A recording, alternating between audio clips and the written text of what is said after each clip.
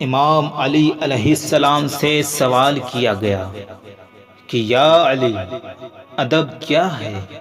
جیسے ہی یہ سوال کیا گیا تو امام نے فرمایا، ادب اس خوبصورتی کو کہتے ہیں کہ انسان تکبر کو اپنے قدموں پہ رکھے اور لوگوں کا احترام کرے۔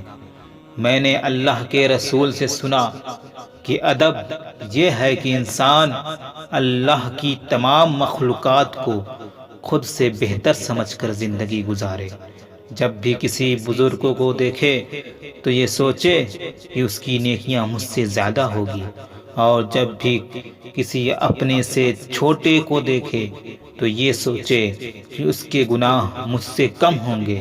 جو انسان ادب کے تاج اپنے سر پر رکھ کے زندگی بسر کرے تو اللہ اس کے آنے والے مقدر میں ہر مصیبت سے دور رکھتا ہے، کیونکہ ادب ایک معجزہ ہے۔ اس پر آنے والی مصیبت ایسے ختم ہوتی ہے جیسے وہ مصیبت موجود ہی نہ ہو۔